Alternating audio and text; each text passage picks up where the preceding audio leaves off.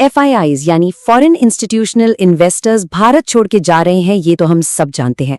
लेकिन असली कहानी और चिंता की बात यह है कि वो वापस नहीं आ रहे हैं। आज हम इसी पहेली की तह तक जाने की कोशिश करेंगे। 1,66,000 करोड़ रुपए। ये आंकड़ा कोई छोटा मोटा नहीं है। ये वो रकम है जो FIIs ने सिर्फ इसी साल 2025 में भारतीय बाजारों से निकाली है। ये अपने आप में एक रिकॉर्ड है और एक बहुत बड़ी चेतावनी भी। देखिए, इंडियन मार्केट्स का एक बड़ा दिलचस्प पैटर्न रहा है। जब भी FIIs पैसा निकालते थे तो ये तय माना जाता था कि वो कुछ समय बाद और भी ज्यादा पैसा लेकर लौटेंगे। लेकिन इस बार ऐसा लगता है कि वो पुराना भरोसा, वो साइकिल कहीं टूट गई है। चलिए जरा इतिहास में झांकते हैं। साल 2011 को देखिए, करीब 2700 करोड़ का आउटफ्लो हुआ। लेकिन अगले ही साल क्या हुआ? बूम, 1,28,000 करोड़ का जबरदस्त इनफ्लो। यही कहानी फिर 2018 में दोहराई गई।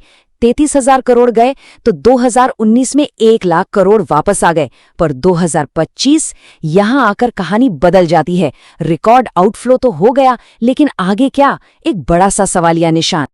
अच्छा, इस पूरी गुत्थी को सुलझाने के लिए आइए एक सिंपल सी कहानी समझते हैं। इस कहानी का हीरो है हैरी, एक ग्लोबल इन्वेस्टर जो 2 अलग अलग देशों में पैसा लगाने का फैसला करता है। तो कहानी यह है कि हैरी के पास है $1 मिलियन। वो इसे 2 देशों, देश ए और देश बी में लगाता है। दोनों जगह एक्सचेंज रेट भी सेम है, $1 का 90 रुपए। मतलब दोनों देशों में उसने लगाए 9 करोड़ रुपए। 1 साल गुजरा और क्या कमाल का रिटर्न मिला। दोनों जगह 11%, तो 9 करोड़ रुपए बढ़कर हो गए पूरे 10 करोड़। यहां तक तो सब बढ़िया है ना? बिल्कुल एक जैसी कहानी। लेकिन असली खेल तो अब शुरू होता है। यहीं से दोनों देशों की कहानी अलग अलग रास्ते पर निकल जाती है। और पहली रुकावट है टैक्स। तो देखिए, देश ए क्या करता है?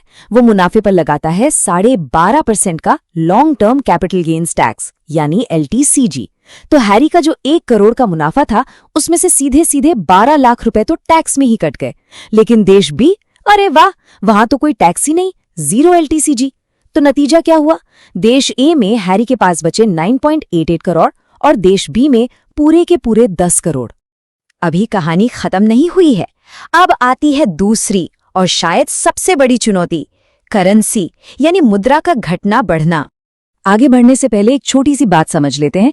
ये करेंसी डेप्रिसिएशन या मुद्रा अवमूल्यन होता क्या है? देखिए, इसका सीधा सा मतलब ये है कि अगर किसी देश की करेंसी कमजोर हो जाती है, तो जब कोई विदेशी निवेशक अपनी कमाई को वापस अपने देश की करेंसी, मान लीजिए डॉलर में बदलता है, तो उसे पहले से कम डॉलर मिलते हैं। मतलब कागज पर तो मुनाफा दिख रहा था, लेकिन हाथ में आते आते वो कम हो गया। अब देखिए असली झटका। देश ए में क्या हुआ? 1 साल में वहां की करेंसी 10% गिर गई। मतलब जो एक्सचेंज रेट पहले $1 का 90 रुपए था, वो अब 99 हो गया। तो जब हैरी ने अपने 9.88 करोड़ रुपए को डॉलर में बदला, तो उसे वापस क्या मिला? सिर्फ $1 मिलियन। सोचिए, 11% का रिटर्न कमाने के बाद भी डॉलर में उसका असल मुनाफा 0। और वहीं देश बी में, वहां करेंसी एकदम स्थिर रही। तो जब हैरी ने अपने 10 करोड़ रुपए डॉलर में बदले, तो उसे मिले $1.11 मिलियन। पूरा का पूरा 11% का रिटर्न उसकी जेब में। तो अब तक तो आप समझ ही गए होंगे, इस कहानी में देश ए हमारा भारत है और देश बी चीन है। यही वो असलियत है जिससे आज ग्लोबल इन्वेस्टर्स जूझ रहे हैं। तो चलिए अब इस कहानी से बाहर निकलकर असल दुनिया में आते हैं और उन 3 बड़ी वजहों को एक एक करके समझते हैं, जिनकी वजह से FIIs भारत की जगह चीन जैसे दूसरे बाजारों को चुन रहे हैं। सबसे पहली और बड़ी वजह है रिटर्न का पूरा समीकरण ही बदल जाना। पहले एक सीधी सी बात मानी जाती थी, इंडिया मतलब हाई रिटर्न और चीन मतलब थोड़ा स्लो रिटर्न। लेकिन अब ये सच नहीं रहा। इस चार्ट को देखिए। हाँ, ये सच है कि इंडियन मार्केट्स अभी 12 से 13% का अच्छा रिटर्न दे रहे हैं, इसमें कोई शक नहीं। लेकिन अब चीन का टेक सेक्टर भी पीछे नहीं है, वो भी करीब 10% का रिटर्न दे रहा है।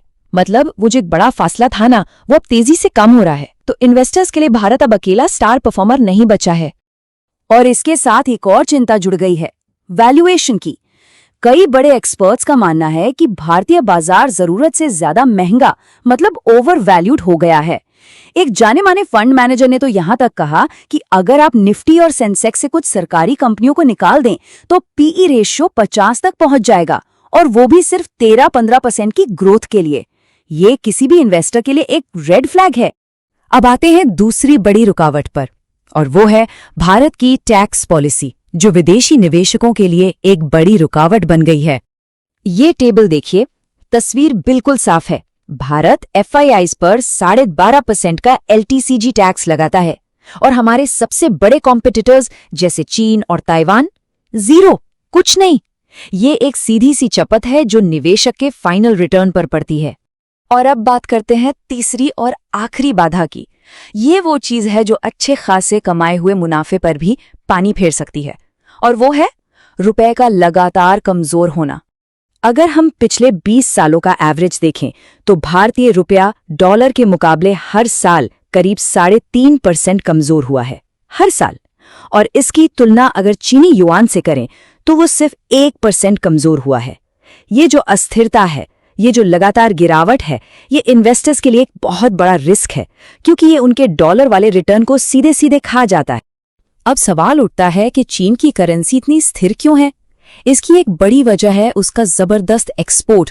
चीन का सालाना ट्रेड सरप्लस $1 ट्रिलियन का है।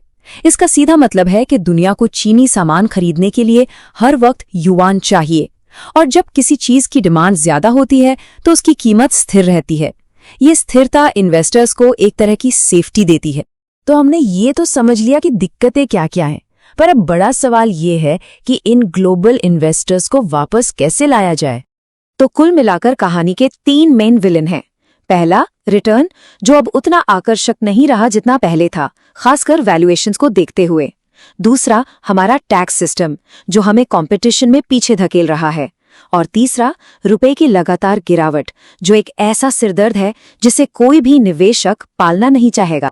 तो आखिर में ये पूरा विश्लेषण हमें एक बहुत बड़े सवाल पर लाकर खड़ा कर देता है। वो कौन से पॉलिसी बदलाव होंगे, वो कौन से मार्केट सुधार होंगे जो भारत को एक बार फिर दुनिया भर के पैसे के लिए सबसे पसंदीदा जगह बना देंगे? ये एक ऐसा सवाल है जिसका जवाब हमारे नीति निर्माताओं और हम सबको मिलकर खोजना होगा।